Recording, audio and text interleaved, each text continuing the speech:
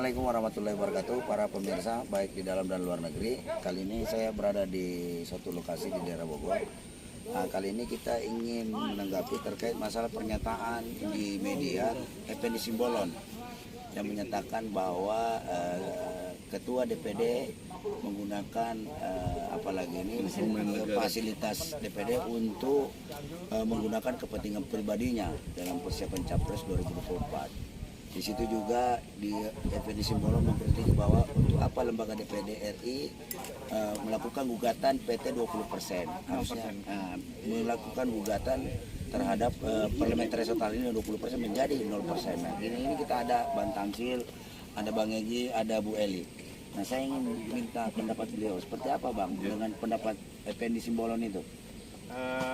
Mungkin Mas Fendi ini tidak membaca keseluruhan atau tidak memahami secara lengkap apa yang dilakukan oleh Pak Lanyala sebagai ketua DPD. Beliau bukan jalan sendiri, itu keputusan paripurna. Nah, sekarang secara kelembagaan DPD akan maju dan menggugat presidensial threshold 20% kursi dan 25% dari suara sah nasional menjadi 0%. Atau tidak ada presidensial threshold, supaya terbuka peluang bagi anak bangsa ini untuk menjadi pemimpin nasional di negeri ini. Kita tentu bertanya-tanya kalau dari penduduk 270 juta ini hanya ada itu saja untuk selalu menjadi calon presiden dan diperas sedemikian rupa supaya figur-figur terbaik lain tidak bisa muncul. Saya kira kita bisa membandingkan presiden yang sekarang dengan beberapa anak bangsa lainnya. Sebutlah dengan Bang Egy misalnya, mungkin kita bisa berkesimpulan bahwa yang mana yang lebih baik. Dan saya kira patut juga untuk diberi kesempatan yang belum pernah terpilih untuk memimpin. Apalagi ada keinginan untuk menjadi 3 periode segala, itu saya kira terlalu berlebihan. Apalagi tidak menunjukkan hasil yang signifikan, dan juga itu memang pelanggaran terhadap konstitusi. Karena itu seharusnya Mas Fendi ini memberikan dukungan kepada Pak Lanyala, bahkan kalau perlu bergabung bersama-sama untuk menata ulang Indonesia ini. Betul. Dengan mendorong adanya suatu sistem keterwakilan, termasuk sistem presidensial yang lebih bagus, yang lebih memungkinkan terakomodasinya pemimpin-pemimpin berkualitas. Jangan sampai seorang yang sudah menjadi leader itu juga menjadi dealer. Jadi ini enggak cocok. Sementara sekarang kita melihat bahwa oligarki ini bukan hanya di bidang ekonomi, tapi sudah merambah ke politik dan hukum. Dan ini sudah ancaman yang sangat berbahaya buat bangsa ini.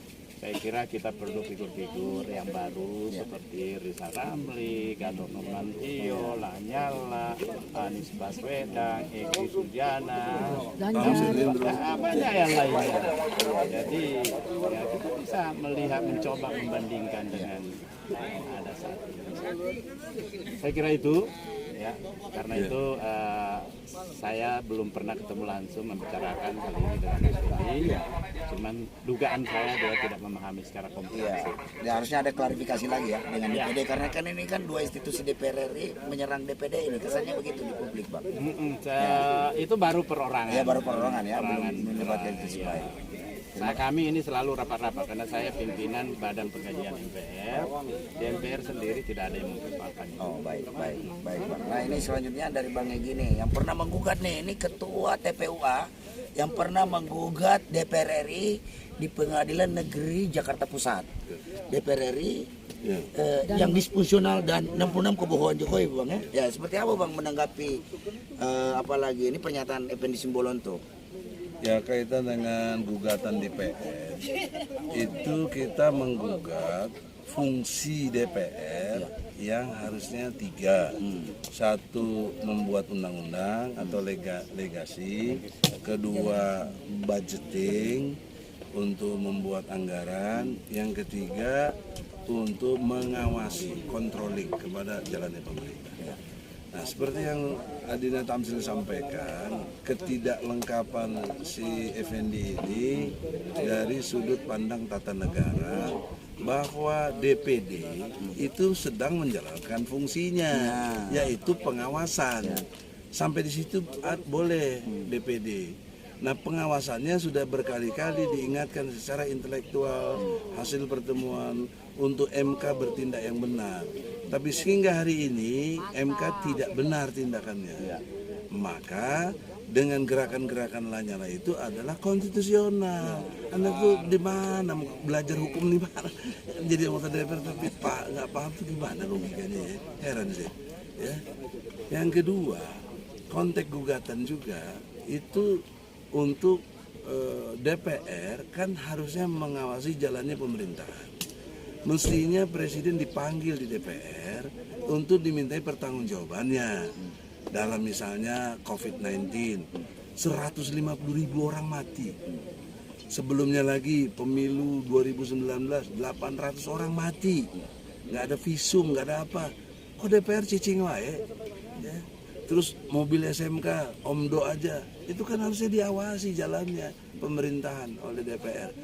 Simbolon lu kemana aja si Endi? Ya, Effendi kemana aja lu? Ya, logikanya.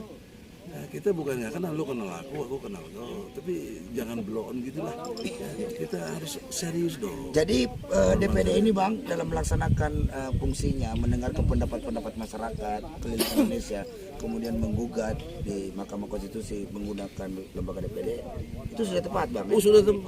Gitu. Itulah fungsi pengawasan DPD. Baca undang-undang dong. Ada fungsi itu. Memang DPD tidak bisa bikin anggaran. DPD tidak bisa bikin undang-undang. Itu dia harus endorse ke DPR. Tapi kalau pengawasannya mandiri bisa jalan pengawasan jalannya pemerintahan Jokowi. Itu yang harus dimengerti. Itu yang dimaksud Tamsil, dia tidak lengkap. Oh begitu ya. Terlalu ngelotok politik, lupa hukum kayak gitu. Enggak begitu. Itu bukan ngelotok, itu mah belotokan. Oke, siap. Oke, Bang Egy. Nah, Effendi, kita diskusi. Iya, kita adu diskusi. argumentasi. Ya, oke. Kalau Anda ini gentle, saya udah gugat Anda nggak berani datang, ketua Anda juga nggak berani datang. Ya, malah hakimnya di Bodol Desa. Hakimnya di Bodol Desa dipecatin kan. Bang Tamsil ada closing